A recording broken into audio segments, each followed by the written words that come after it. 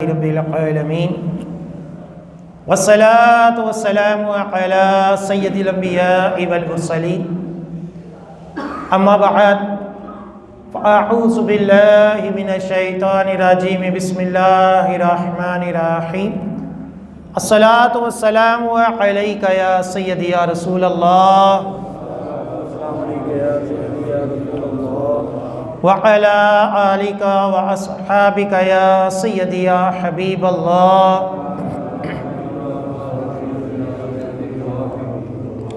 الصلاة والسلام عليك يا سيدي يا نبي الله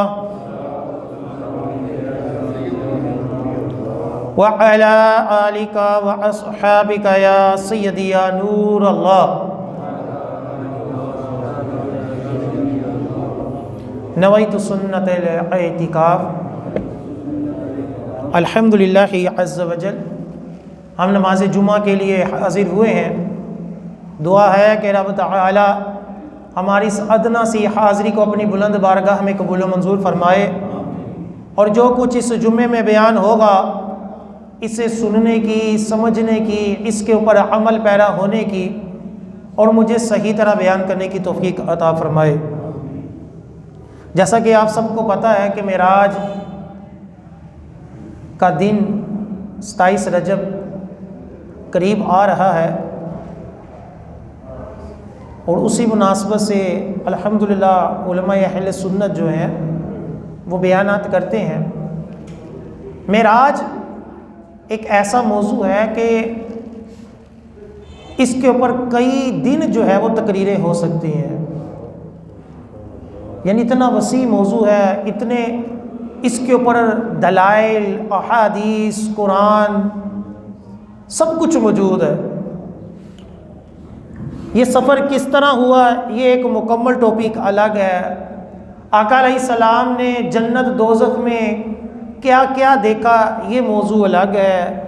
معراج میں حکمتیں کیا تھیں یہ موضوع الگ ہے۔ معراج کے بارے میں عقائد و نظریات کیا ہیں یہ موضوع الگ ہے۔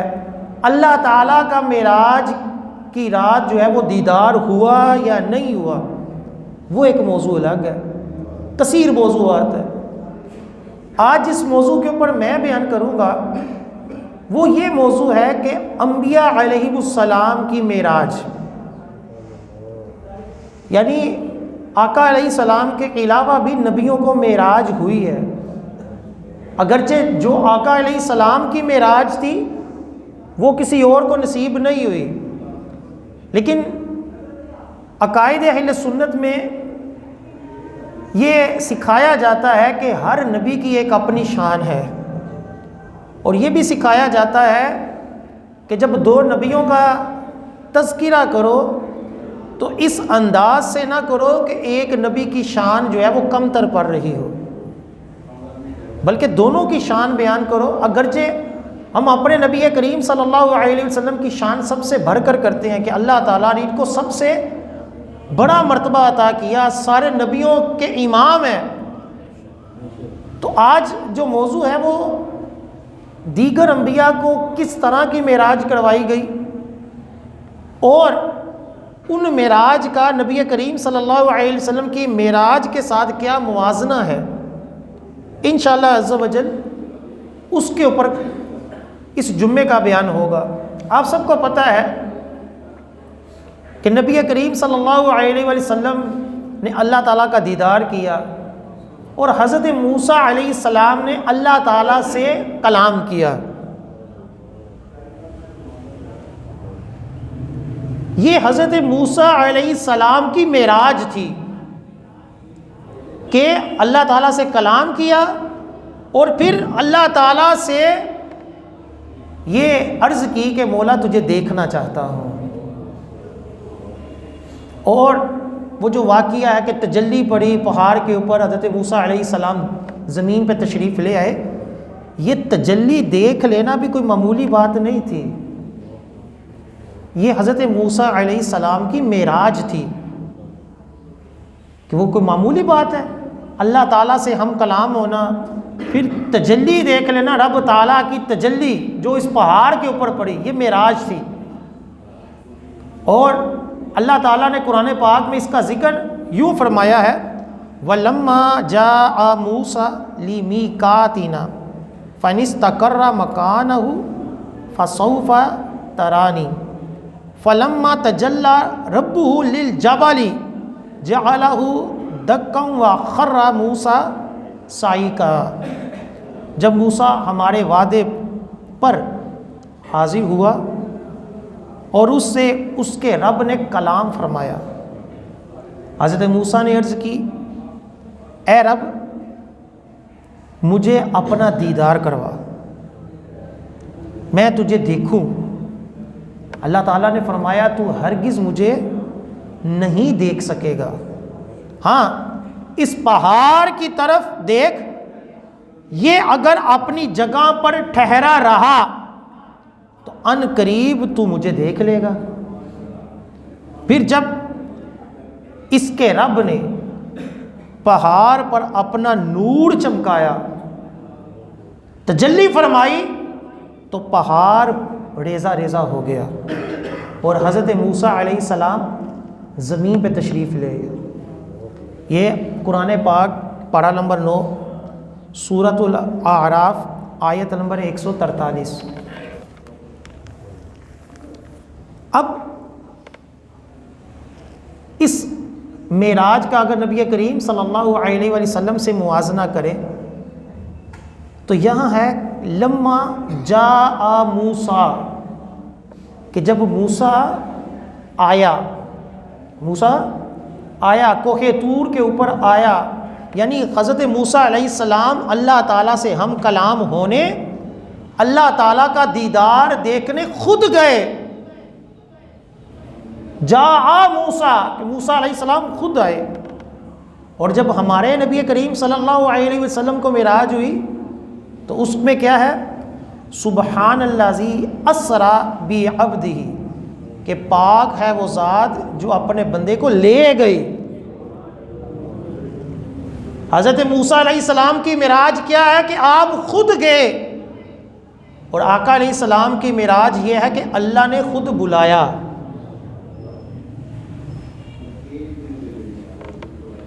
اس لیے وہ کہا جاتا ہے کہ یہی سما تھا کہ پیک رحمت، خبر یہ لایا کہ چلیے حضرت تمہاری خاطر کشادہ ہے جو کلیم پر بند راستے تھے، کہ حضرت موسیٰ علیہ السلام کے اوپر جو راستے بند تھے، یا رسول اللہ صلی اللہ علیہ وآلہ وسلم آپ کے لیے وہ راستے کھل چکے ہیں، آپ آئیے۔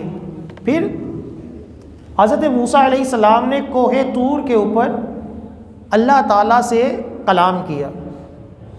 نبی کریم صلی اللہ علیہ وسلم کی معراج کیا تھی؟ کلام بھی کیا اور دیدار بھی کیا۔ نمبر 3، موسیٰ علیہ السلام نے عرض کی، ربی آرینی انظر الیک، اے رب مجھے اپنا دیدار کروا کہ میں تجھے دیکھوں۔ اور فرمایا اللہ تعالیٰ نے لن ترانی، تو مجھے نہیں دیکھ سکتا۔ لیکن نبی کریم صلی اللہ علیہ وآلہ وسلم کے بارے میں حدیث پاک میں آتا ہے، الشفاء شریف جلد نمبر 1 صفحہ نمبر 390، نبی کریم صلی اللہ علیہ وآلہ وسلم فرماتے ہیں کہ جبرائیل مجھ سے جدا ہوئے، آوازیں مجھ سے منقطع ہو گئیں، کسی قسم کی کوئی آواز نہیں تھی۔ آقا علیہ السلام فرماتے ہیں میں نے اپنے رب کا کلام سنا، رب تعالیٰ کیا فرما رہا تھا، اے محمد اور قریب آ، اے محمد قریب آ۔ حضرت موسیٰ نے خود کہا مولا دیکھنا چاہتا ہوں، اور آقا علیہ السلام کے معراج کیا تھی، اللہ خود فرما رہا ہے محمد قریب آ۔ ان کے لیے کیا تھا، لن ترانی، تو نہیں دیکھ سکتا۔ اور تجلی پہاڑ پر پڑی اور حضرت موسیٰ علیہ السلام بے ہوش ہو گئے، اور وہ جو تجلی تھی تفسیر مظہری میں لکھا ہے جلد نمبر 3 صفحہ نمبر 403 کہ وہ جو تجلی اللہ تعالیٰ نے پہاڑ کے اوپر ڈالی وہ 70,000 پردوں سے ظاہر ہوئی تھی، 70,000 پردوں سے ظاہر ہوئی، ایک تجلی صرف ظاہر ہوئی تو پہاڑ جو تھا وہ ریزہ ریزہ ہو گیا۔ اور کتنی تجلی تھی؟ تفسیر مظہری میں ہے درہم کی مقدار، 70,000 پردوں سے ایک درہم کی مقدار جو ہے وہ تجلی ظاہر ہوئی تو پہاڑ کیا تھا؟ وہ ریزہ ریزہ ہو گیا۔ اور جب نبی کریم صلی اللہ علیہ وسلم نے رب تعالیٰ کا دیدار کیا بغیر کسی پردے کے کیا اور آپ سلامت بھی رہے۔ چنانچہ مسند احمد کی حدیث پاک ہے، جلد نمبر 1 صفحہ نمبر 285، حضرت ابن عباس رضی اللہ تعالی عنہ سے روایت ہے، رسول اللہ صلی اللہ علیہ وسلم نے فرمایا رأیت ربی عز وجل، میں نے اپنے رب کو دیکھا۔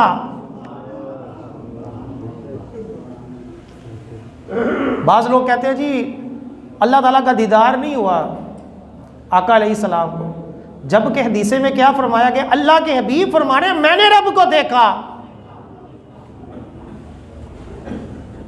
اور حضرت ابن عباس اور دیگر صحابہ کثیر روایتیں ہیں کہ جنہوں نے یہ واضح طور پر کہا کہ نبی کریم صلی اللہ علیہ وسلم نے سر کی آنکھوں کے ساتھ رب تعالیٰ کا دیدار کیا ہے۔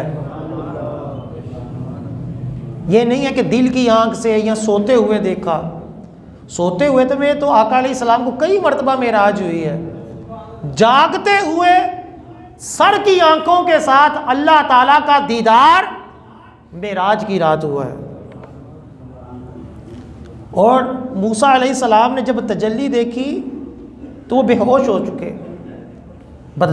برداشت نہ کر سکے۔ آقا علیہ السلام نے جب رب تعالیٰ کا دیدار کیا برداشت بھی کیا، اور آنکھ کا کیا حال تھا؟ اللہ نے قرآن پاک میں فرمایا ما زاغ البصر وما طغی، آنکھ ادھر ادھر نہ پھری، آنکھ ادھر ادھر نہ پھری، کہ جب آقا علیہ السلام نے اللہ کا دیدار کیا تو پھر آنکھ جو ہے وہ ادھر ادھر جنت کی نعمتیں، جنت اور جو عرش تھا ان کی جو شان و شوکت تھی اس طرف نہ رہی، صرف اپنے رب تعالیٰ کی بارگاہ میں حاضری کی طرف ہی رہی، سلامت بھی رہے، آنکھ بھی ادھر ادھر نہ ہوئی۔ حضرت ابو ہریرہ رضی اللہ تعالیٰ عنہ سے مروی المعجم الصغیر کی حدیث پاک ہے، جلد نمبر 1 ہے، صفحہ نمبر 165 ہے، اسی طرح تفسیر ابن کثیر میں بھی ہے، جلد نمبر 1 ہے، صفحہ نمبر 65 طبرانی شریف کی حدیث پاک ہے۔ حضرت موسیٰ علیہ السلام نے صرف ایک تجلی دیکھی، اللہ تعالیٰ کے دیدار کی صرف ایک تجلی دیکھی، نور کی ایک تجلی دیکھی، رب تعالیٰ سے کلام بھی کیا۔ آنکھ نے ایک تجلی دیکھی تو آنکھ کی یہ شان تھی، اس میں یہ قوت تھی کہ حدیثوں میں آتا ہے کہ 30 میل دور کالی رات میں کالے پتھر کے اوپر چیونٹی بھی چلتی تھی تو حضرت موسیٰ علیہ السلام کو وہ نظر آ جاتی تھی۔ اللہ 30 میل دور، رات بھی کالی، پتھر بھی کالا، چیونٹی بھی کالی، جب وہ پتھر کے اوپر چلتی تھی تو حضرت موسیٰ علیہ السلام کیا تھے، وہ اس کو دیکھ لیتے تھے۔ اتنی نگاہوں میں نورانیت آ گئی، صرف ایک تجلی دیکھی تو ہمارے آقا علیہ السلام نے اللہ تعالیٰ کا دیدار کیا ہے، ان کی آنکھ کا کیا مقام و مرتبہ ہوگا۔ حضرت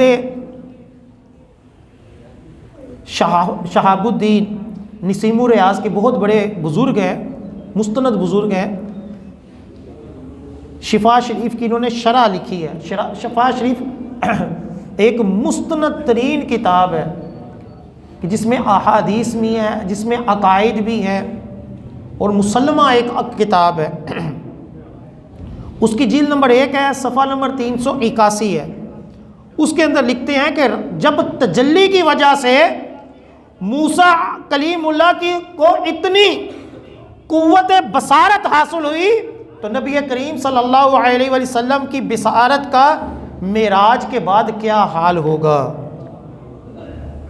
پھر آقا علیہ السلام فرماتے ہیں، سنن ترمذی کی حدیث پاک ہے، جلد نمبر 5 ہے، صفحہ نمبر 221 ہے، واضح حدیث پاک ہے، نبی کریم صلی اللہ علیہ وآلہ وسلم نے ارشاد فرمایا، میں نے اللہ عز و جل کا دیدار کیا، اللہ تعالیٰ نے اپنا دست قدرت میرے کندھوں کے درمیان رکھا، میں نے اس کی ٹھنڈک اپنے سینے میں پائی۔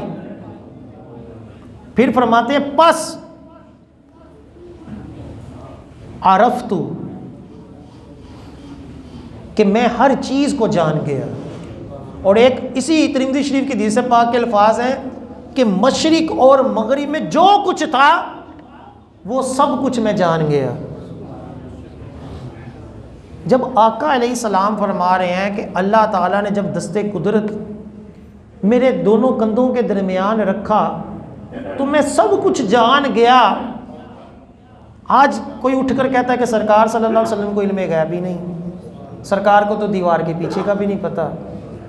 یہ واضح حدیث پاک ہے، زمین و آسمان میں جو کچھ ہے، مشرق اور مغرب میں جو کچھ ہے، آقا علیہ السلام کیا فرماتے ہیں، میں سب کچھ جان گیا۔ اور ایک دوسری حدیث پاک میں آقا علیہ السلام نے واضح کہا، میں قیامت تک کے حالات اس طرح دیکھتا ہوں جیسے اپنے ہاتھ کی ہتھیلی کو دیکھتا ہوں۔ اور ایک مقام پر بخاری شریف کی حدیث پاک کھڑے ہوئے جب آقا علیہ السلام کے علم کے اوپر اعتراض کیا گیا کہ منافقوں نے کہا کہ یہ غیبی خبریں دیتے ہیں، ہم منافق بن کر ان کے ساتھ رہتے ہیں، ان کو پتہ ہی نہیں چلتا کہ مسلمان ابھی ہیں کہ نہیں۔ تو سرکار نے جلال فرمایا پوچھو کیا پوچھتے ہو، قیامت تک جو بھی پوچھو گے میں اس کا جواب دوں گا۔ ایک صحابی جو تھے ان کے والد کے بارے میں لوگ اختلاف کرتے تھے کہ تو اپنے اصل باپ کا نہیں ہے، حضرت حذیفہ جو تھے وہ کھڑے ہو گئے۔ اب آقا علیہ السلام نے کیا فرمایا کہ مجھ سے قیامت تک جو پوچھنا چاہو پوچھو، میں اس کا جواب دوں گا۔ اب صحابی نے کیا کیا، ماضی میں چلے گئے اور پوچھا یا رسول اللہ میرا والد کون ہے؟ آپ نے فرمایا تیرا والد جو ہے وہ حذیفہ ہے۔ ان کے بیٹے عبداللہ کھڑے ہوئے، آقا نے فرمایا تیرا باپ حذیفہ ہے۔ تو ایک منافق بھی کھڑا ہوا۔ اب اس نے حضرت عبداللہ نے، آقا نے فرمایا اب سے قیامت تک جو پوچھنا چاہتے ہو تو پوچھو، اب سے۔ لیکن اس صحابی نے کیا کیا، پیچھے سے پوچھا، آقا نے اس کا بھی جواب دیا۔ ایک منافق کھڑا ہوا، اس نے قیامت کے بعد کا پوچھا کہ میں جنت میں جاؤں گا کہ دوزخ میں جاؤں گا؟ تو آقا علیہ السلام نے فرمایا تو دوزخ میں جائے گا۔ اور قیامت تک کی جو باتیں تھی آقا علیہ السلام کھڑے ہوئے، جس کو جو یاد رہ گیا، آقا علیہ السلام نے کثیر واقعات بیان کیے، یہ ہوگا یہ ہوگا یہ ہوگا۔ اور حضرت حذیفہ رضی اللہ تعالیٰ عنہ وہ صحابی تھے کہ آقا علیہ السلام نے ان کو کثیر غیبی باتیں بتائی تھی کہ آنے والے وقت میں کیا ہوگا، منافقوں کی کیا نشانی ہوں گی۔ اور حضرت عمر فاروق رضی اللہ تعالیٰ عنہ تنہائی میں حضرت حذیفہ سے پوچھتے تھے کہ میرے اندر کوئی منافقت کی نشانی تو نہیں پاتے، کہ تمہیں تو آقا علیہ السلام نے بڑی غیبی خبریں بتائی ہیں، میرے اندر کوئی نشانی ایسی تو نہیں پاتے؟ تو حضرت حذیفہ رضی اللہ تعالیٰ عنہ حضرت عمر فاروق رضی اللہ تعالیٰ عنہ کے بارے میں بتاتے کہ الحمدللہ آپ کے اندر ایسی کوئی نشانی نہیں ہے۔ یہ آقا علیہ السلام کا علم ہے کہ جب حضرت موسیٰ علیہ السلام نے ایک تجلی دیکھی تو ان کے علم کا یہ مقام و مرتبہ ہے، تو آقا علیہ السلام نے تو اپنے رب تعالیٰ کا دیدار کیا ہے۔ اسی طرح حضرت ادریس علیہ السلام، یہ زندہ آسمانوں میں موجود ہے، جنت میں ہے۔ یہ کئی جو حضرت الیاس، حضرت ادریس، حضرت خضر بھی نبی ہیں، بعضوں نے ان کو ولی کہا ہے، لیکن اعلیٰ حضرت علیہ الرحمہ نے ملفوظات میں کہا ہے کہ صحیح قول یہی ہے کہ حضرت خضر جو ہیں یہ نبی ہیں، یہ زندہ نبی ہیں، یعنی ان لوگوں کو باقاعدہ جس طرح عام لوگ دنیا سے پردہ کرتے ہیں، انبیاء علیہ السلام کرتے ہیں، یہ زندہ ہی موجود ہیں۔ حضرت ادریس علیہ السلام جو تھے وہ بڑے عبادت گزار اللہ کے نبی تھے۔ ان کی عبادت دیکھ کر حضرت ملک الموت کو ان سے محبت ہو گئی۔ یہ تفسیر در منصور میں پورا واقعہ لکھا ہے، یہ میں اس کا خلاصہ آپ کو بیان کرتا ہوں کہ جب نامہ اعمال اٹھایا جاتا تھا، جو بھی اس وقت دنیا میں نیک کام کرتے تھے، تو حضرت ادریس سے بڑھ کر کسی کی بھی نیکیاں نہیں ہوتی تھی، سب سے بڑھ کر۔ اور یہ یاد رکھیے کہ نبی سے بڑھ کر کوئی بھی بندہ جو ہے وہ نیک اعمال میں آگے نہیں نکل سکتا۔ ایک بہت بڑا مولوی ہے، گمراہ مولوی، اس نے یہ کہا ہوا اپنی کتاب میں کہ امتی بعض دفعہ نبی سے بھی آگے نکل جاتے ہیں، حالانکہ ایسا نہیں ہے۔ اور وہ مولوی پیشوا ہے، ایک فرقے کا پیشوا ہے، معذرت، یہ حال ہے۔ حضرت ادریس علیہ السلام جو تھے وہ جب عبادت کرتے تھے، بکثرت عبادت کرتے تھے، روزے رکھتے تھے، تو ملک الموت علیہ السلام کو ان کے ساتھ محبت ہوئی۔ اللہ تعالیٰ سے اجازت لی کہ مجھے ان کے ساتھ ملاقات کرنے کی اجازت دے دے۔ اللہ تعالیٰ نے اجازت دی۔ حضرت ملک الموت انسانی شکل میں حضرت ادریس علیہ السلام کے پاس حاضر ہوئے اور کہا کہ میں آپ کے ساتھ جو ہے وہ کچھ وقت گزارنا چاہتا ہوں۔ آپ نے اجازت دی، لیکن فرمایا کہ بے شک تو میری صحبت اختیار کرنے کی طاقت نہیں رکھتا۔ تو وہ ملک الموت نے کہا نہیں، میں امید کرتا ہوں کہ میں آپ کے ساتھ رہ لوں گا، کیونکہ آپ دن کو روزہ رکھتے تھے، رات کو عبادت کرتے تھے۔ دونوں نکلنا شروع ہوئے، تو جب ایک بکریوں کے ریور کے پاس سے گزرے تو ملک الموت علیہ السلام نے فرمایا ایک بکری نہ لے لیں ہم، کہ جب روزہ افطار کریں گے تو ہمارے کھانے کا بندوبست ہو جائے گا۔ تو ادریس علیہ السلام نے فرمایا کہ یہ تو ہمارا مال نہیں ہے، یہ تو کسی اور کی ملکیت ہے، ہم اس بکری کو کیسے لے سکتے ہیں؟ جب رات ہوگی تو اللہ تعالیٰ خود ہی ہمارے کھانے کا بندوبست کر دے گا۔ جب افطار ہوئی، اللہ تعالیٰ نے غیبی طور پر آپ کو رزق عطا کیا۔ آپ نے اس میں سے جب کھانے لگے تو ملک الموت کو کہا کہ آئیں، تو آپ نے فرمایا اللہ کی قسم، جس نے آپ کو نبوت کے ساتھ انعام دیا، مجھے اس کی حاجت نہیں۔ تو حضرت ادریس نے کھایا، اس کے بعد آپ کھڑے ہو گئے عبادت کے لیے۔ جب ایک وقت عبادت کی، تھک گئے تو آپ لیٹ گئے تھے، لیکن حضرت ملک الموت جو تھے وہ اسی طرح عبادت ہی کر رہے تھے، وہ تھکے ہی نہیں، کیونکہ بیسیکلی تو وہ فرشتے تھے۔ حضرت ادریس علیہ السلام بڑے حیران ہوئے کہ میں سمجھتا تھا کہ میرے ساتھ کوئی عام بندہ گزارا نہیں کر سکتا، میری صحبت اختیار نہیں کر سکتا کہ روزہ بھی رکھے، رات کو عبادت بھی کرے، لیکن بڑے حیران ہوئے۔ اگلے دن پھر جب نکلے تو راستے میں ایک باغ سے جب گزرنا ہوا تو انگوروں کا ایک خوشہ جو تھا وہ ملک الموت نے کہا کہ یہ لے لیں، افطار کے وقت ہمارے کام آئے گا۔ تو حضرت ادریس علیہ السلام نے فرمایا کہ نہیں، ہم کسی کے باغ سے اس کے مالک کی اجازت کے بغیر اس طرح تو نہیں لے سکتے، جب رات ہوگی اللہ تعالیٰ ہمیں خود ہی عطا فرمائے گا۔ پھر جب رات ہوئی، افطار ہوا تو دعوت دی، تو ملک الموت علیہ السلام نے پھر وہی فرمایا کہ جس ذات نے آپ کو نبوت سے سرفراز کیا ہے، مجھے اس کی قسم مجھے کھانے کی حاجت نہیں ہے۔ پھر جب عبادت کی تو ساری رات حضرت ملک الموت عبادت کرتے رہے، جب کہ حضرت ادریس علیہ السلام عبادت کرنے کے بعد تھک کر لیٹ گئے۔ جب حضرت ادریس علیہ السلام نے دوسرے دن یہ سارا ماجرا دیکھا تو فرمایا خدا کی قسم تم کوئی انسان نہیں ہو، تم کوئی انسان نہیں، کون ہو؟ تو ملک الموت علیہ السلام نے کہا کہ میں ملک الموت، موت کا فرشتہ ہوں۔ ادریس علیہ السلام نے فرمایا کہ کیا میرا وقت آ گیا؟ کیونکہ یہ بھی عقیدے کی کتابوں میں لکھا ہوا ہے کہ نبی کی یہ شان ہوتی ہے کہ موت کا فرشتہ پہلے ان سے اجازت لیتا ہے، آپ کی اجازت ہو تو آپ کی روح قبض کر لی جائے۔ تو ادریس علیہ السلام نے فرمایا کہ کیا میرے دنیا سے پردہ کرنے کا وقت آ گیا؟ ملک الموت نے کہا کہ نہیں حضور، آپ کا پردے کا وقت تو نہیں آیا، آپ کی عبادات دیکھ کر میں نے یہ چاہا کہ آپ کے ساتھ کچھ وقت گزارا جائے، آپ سے ملاقات کی جائے۔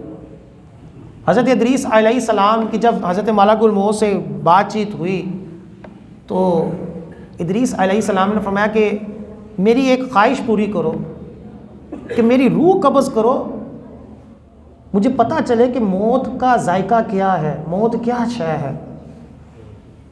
تو ملک الموت نے کہا کہ میں اللہ تعالیٰ کی اجازت کے بغیر تو کسی کی روح قبض نہیں کر سکتا۔ اللہ تعالیٰ سے اجازت لی، اللہ تعالیٰ نے اجازت دے دی۔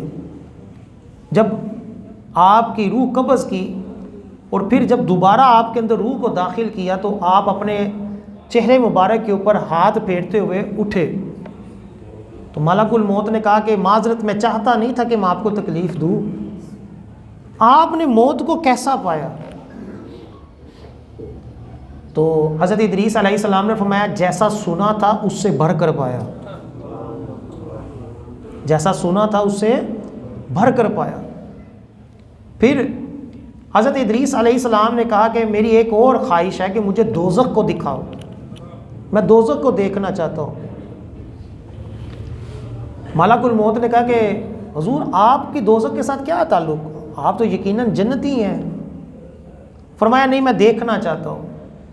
حضرت ملک الموت علیہ السلام جو تھے وہ آپ کو دوزخ کے جب دروازے پر لے کر گئے تو جب دروازہ نوک کیا تو جو دوزخ کا فرشتہ تھا، داروغہ تھا، اس نے پوچھا کون؟ تو حضرت ملک الموت نے کہا کہ ملک الموت۔ تو داروغے نے کہا کہ کیا میری موت کا وقت آ گیا؟ میری موت کا وقت آ گیا۔ حضرت ملک الموت نے فرمایا کہ جب تیرا وقت آئے گا تمہیں ذرا سی بھی مہلت نہیں دی جائے گی، لیکن ابھی دوزخ کو حضرت ادریس علیہ السلام ملاحظہ کرنا چاہتے ہیں۔ جب تھوڑی سی دوزخ کو کھولا گیا تو حضرت ادریس علیہ السلام جو تھے وہ اپنے چہرے پر ہاتھ پھیرنا شروع ہو گئے۔ تو ملک الموت نے پوچھا آپ نے دوزخ کو کیسا پایا؟ فرمایا جیسا سنا تھا اس سے بڑھ کر پایا، یعنی جس طرح دوزخ کے بارے میں سنا جاتا تھا کہ یہ عذابات ہیں، اس میں سختی ہے، اس میں اللہ تعالیٰ کا غضب ہے، میں نے اس سے بڑھ کر اس کو پایا ہے۔ پھر حضرت ادریس علیہ السلام نے کہا اب مجھے جنت کو دکھاؤ۔ جب جنت کے دروغے کو کہا کہ ملک الموت، تو جنت کے دروغے نے کہا کہ کیا میری موت کا وقت آ گیا؟ تو فرمایا نہیں، جنت کو کھولو۔ جب حضرت ادریس علیہ السلام کو جنت میں پھڑایا گیا، آپ نے جنت کو دیکھا، تو جب ساری جنت وغیرہ کی سیر کر لی تو ملک الموت نے کہا کہ چلو وہ واپس چلے، اب واپس چلے، سیر ہو گئی۔ حضرت ادریس علیہ السلام نے فرمایا کہ میں تو واپس نہیں جاؤں گا، میں واپس نہیں جاؤں گا۔ اور اس بات کے اوپر میں آپ سے مناظرہ بھی کر سکتا ہوں۔ دیکھو اللہ تعالیٰ نے فرمایا کہ ہر نفس نے موت کا ذائقہ چکھنا ہے۔ میں نے موت کا ذائقہ چکھا ہے نا، میں نے چکھ لیا۔ اللہ تعالیٰ نے فرمایا کہ ہر کوئی شخص جو ہوگا وہ جہنم سے گزرے گا، پل صراط جو ہے یہ جہنم کے اوپر باندھا جائے گا۔ اور قرآن پاک میں ہے وَإِن مِّنكُمْ إِلَّا وَارِدُهَا كَانَ عَلَىٰ رَبِّكَ حَتْمًا مَقْضِيًّا، کہ تم میں سے کوئی ایسا نہیں جس کا گزر دوزخ پر نہ ہو، یہ تمہارے رب کے ذمے تم پر ضروری بات ٹھہری ہے۔ قرآن پاک میں ہے۔ تو فرمایا دیکھو میں نے دوزخ کو دیکھا ہے نا، دوزخ کے ملاحظہ کر لیا، دوزخ کے اوپر سے میرا گزر ہو گیا، یہ بھی بات اللہ کی پوری ہو گئی، روح بھی قبض ہوئی، موت کا ذائقہ بھی چکھا، دوزخ کے اوپر بھی گزر ہو گیا۔ اور اللہ تعالیٰ نے جنتیوں کے بارے میں فرمایا وَمَا هُمْ منہا بمخرجین، کہ جو جنتی ہوگا وہ جنت سے نکالا نہیں جائے گا، لہٰذا میں کیوں جنت سے نکالا جاؤں؟ ملک الموت جو تھے وہ بڑے حیران ہوئے، اور پھر اللہ تعالیٰ سے جب عرض کی تو اللہ تعالیٰ نے فرمایا کہ ان کو وہیں رہنے دو۔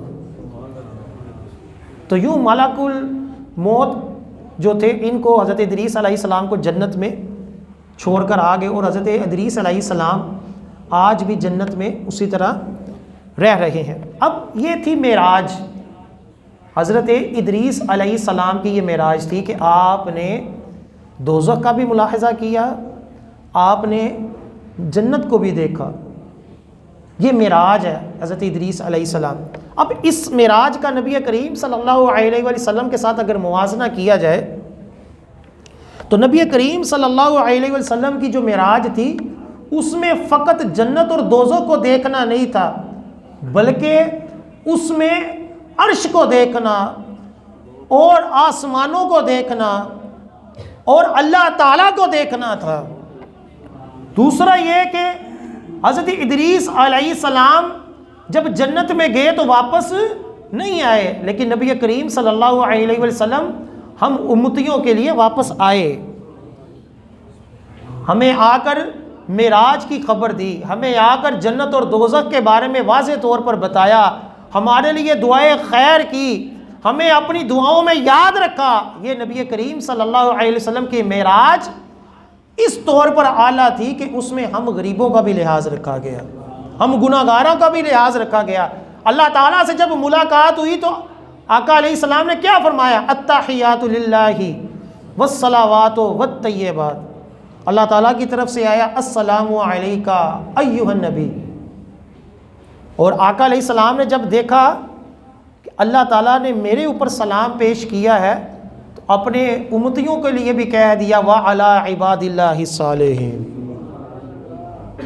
کہ صالح جو ہے ان بندوں کے اوپر بھی سلام ہو۔ تو یوں ان کی معراج تھی آقا علیہ السلام کی، اور حضرت ادریس کی معراج میں ایک فرشتہ تھا ملک الموت، اور ہمارے آقا علیہ السلام کی معراج میں ہزاروں فرشتے تھے۔ اسی طرح حضرت ابراہیم علیہ السلام کی بھی معراج ہے۔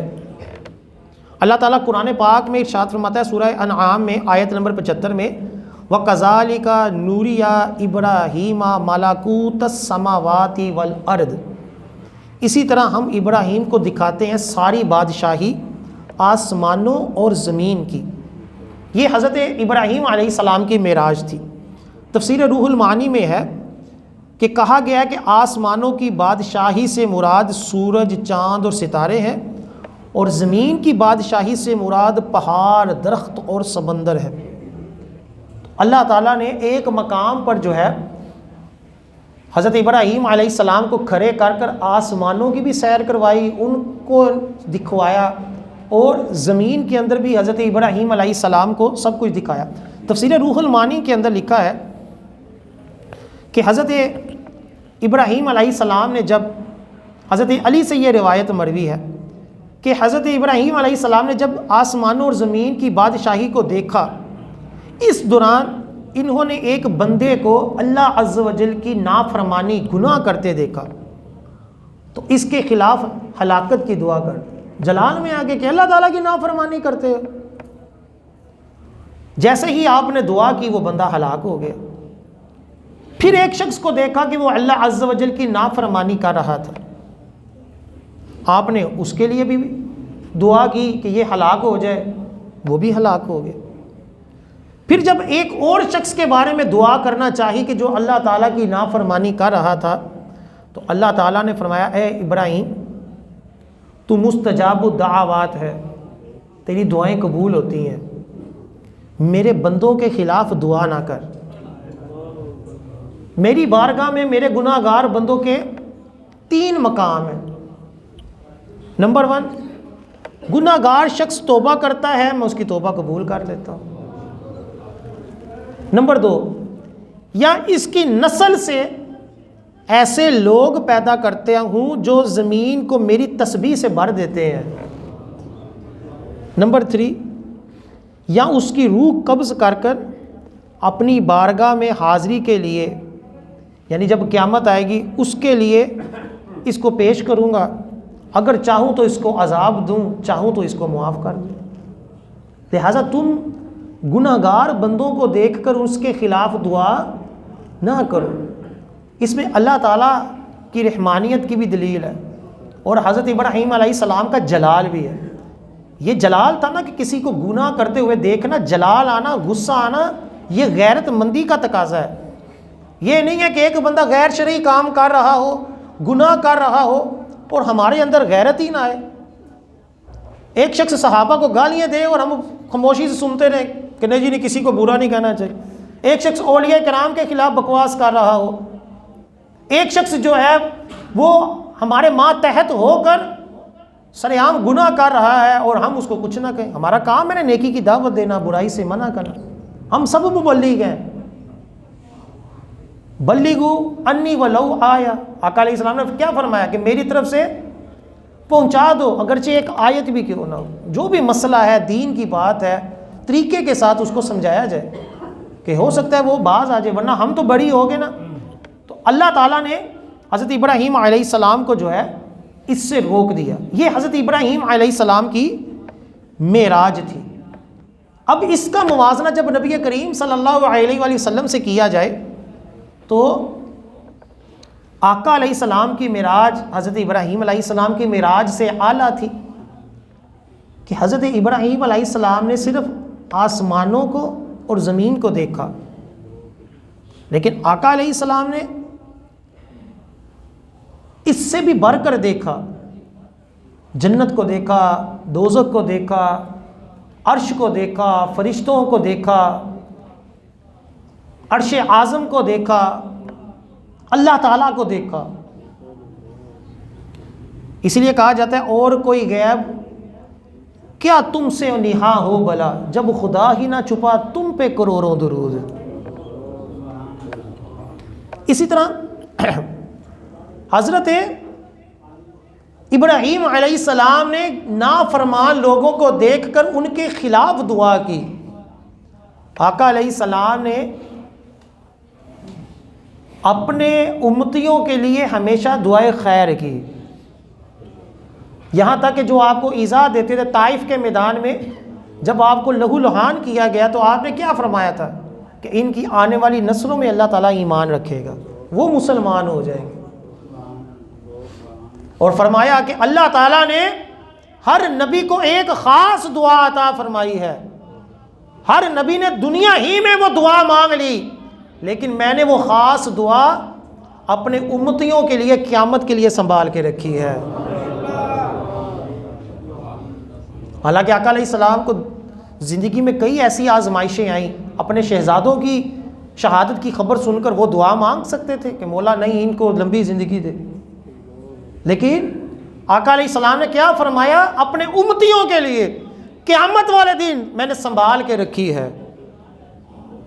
یہ آقا علیہ السلام کی رحمت للعالمین ہونے کی دلیل ہے۔ اسی طرح حضرت عیسیٰ علیہ السلام کو بھی معراج ہے، کہ مشہور ہے کہ جب آپ بنی اسرائیل میں نبی بن کے آئے تو یہودی ایسی بدبخت قوم ہے کہ انہوں نے کئی نبیوں کو شہید کیا ہے، کئی نبیوں کو شہید کیا، اور ایک ایک دن میں روایتوں میں آتا ہے کہ کثیر نبیوں کو شہید کرتے تھے۔ اسی وجہ سے ان کے اوپر لعنت پڑ گئی، ذلیل و خوار ہوتے رہتے ہیں۔ تو حضرت عیسیٰ علیہ السلام کو بھی شہید کرنے کی جب انہوں نے پلاننگ کی تو جو شخص مخبر تھا اس کی جو شکل تھی وہ حضرت عیسیٰ علیہ السلام کی طرح کر دی گئی، اور حضرت عیسیٰ علیہ السلام کو زندہ آسمانوں پہ اٹھا لیا گیا، جیسا کہ ہمارا عقیدہ ہے، قرآن پاک سے بھی ثابت ہے۔ اور کل قیامت کے قریب حضرت عیسیٰ علیہ السلام دوبارہ دنیا میں تشریف لائیں گے، نئی نبوت کے ساتھ نہیں، وہ پرانی نبوت کے ساتھ، لیکن شریعت کس کی فالو کریں گے؟ نبی کریم صلی اللہ علیہ وسلم۔